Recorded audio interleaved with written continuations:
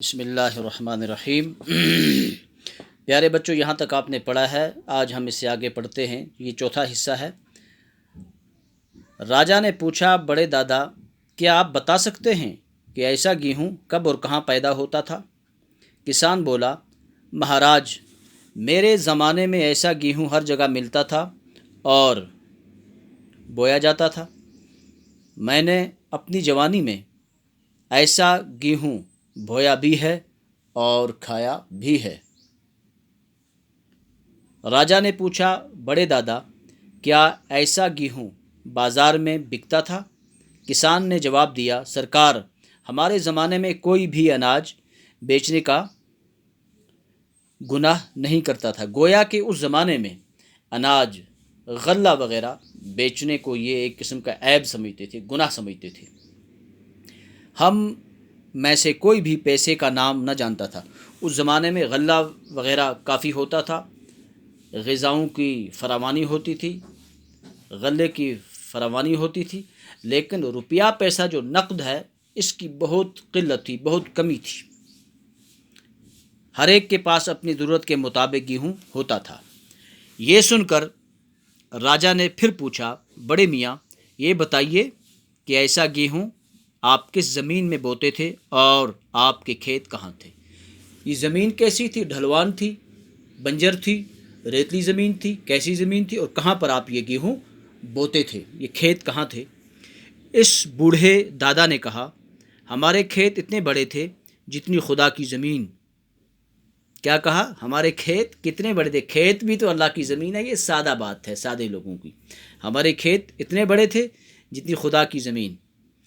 जहाँ जहाँ मैं हल जोतता था वो मेरा खेत था। जहाँ भी मेरा हाथ पहुँचता था, यानी जिस ज़मीन पर जहाँ भी मेरा हाथ पहुँचता था तो वो ज़मीन मेरी थी, वो खेत मेरा था। कोई हद बंदी नहीं थी। लोग कम थे, आबादी कम थी और ज़मीनें ज़्यादा थीं। जब आबादी बढ़ती गई, मकानात और बाकी तसर्रुफ़ात में ज़मीन सरफ़ होती रही, मकान बनते रहे, बिल्डिंगें बनती रहीं, दुकानें बनती रहीं, सड़क निकलते रहे, रास्ते बनते रहे, तो ज़मीन घटती गई, ज़मीन कम होती गई। उस ज़माने में कोई न कहता था कि ये ज़मीन मेरी है। जहाँ जिसका हाथ पहुँचा उसी की है। कोई नहीं कहता था ये मेरा हिस्सा है। इंसान अपने हाथों से काम किए बगैर किसी चीज़ को अपना नहीं कहता था। राजा ने कुछ सोचा और फिर कहा, बड़े दादा, मगर हम इस ज़माने में इतना बड़ा गेहूँ क्यों नहीं पैदा कर सकते? दूसरे ये कि आपका पोता तो 2 लाठियों का सहारा लेता हुआ आया। यानी आपका पोता बहुत कमज़ोर, मरेल, 2 लाठियों का सहारा लेकर आया, लेकिन आप बग़ैर किसी सहारे के चलते हैं और आपकी सेहत इतनी अच्छी है। इसने सवाल किया। बूढ़ा किसान बोला, सरकार, इतना बड़ा गेहूँ अब नहीं उगता। पहले सवाल का जवाब, वजह यह है कि आज का इंसान अपनी कमाई पर मुतमईन नहीं, नाशुक्रा है। लाइन शकरतुम ला अज़ीदन्नकुम व इन कफ़रतुम इन्ना अज़ाबी लशदीद।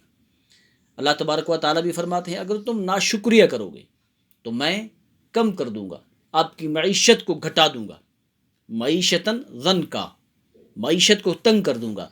अगर आप शुक्र करोगे तो मैं और ज़्यादा दूंगा। लाज़ीदन्नकुम, लाइन शकरतुम लाज़ीदन्नकुम, अगर तुम शुक्र करोगे ज़्यादा दे दूंगा। अगर नाशुक्रिया करोगे, इन अज़ाबी लशदीद, मेरा अज़ाब बड़ा सख्त है। तो फिर मैं खींच लेता हूँ, फिर मैं मईशत को तंग कर लेता हूँ। तो लिहाजा वो ज़माना शुक्र का ज़माना था।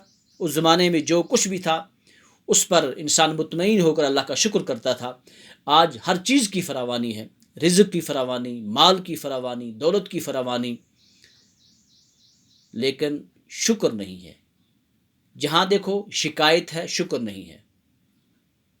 बाप देखो बेटे की शिकायत, बेटा बाप की शिकायत, किसान अल्लाह बचाए खुदा की शिकायत कि नाउज़ बिल्लाह मिन ग़ज़बिल्लाह, नक़्ल कुफ़र कुफ़र नबाशद, कि अल्लाह तूने नाउज़ बिल्लाह ये क्या कर लिया। असल चीज़ है इंसान नाशुक्रा है, इसलिए हर चीज़ की तंगी पैदा हो गई। रिज़्क़ की तंगी, माल की तंगी। अगर माल है बरकत नहीं है, रिज़्क़ है बरकत नहीं है।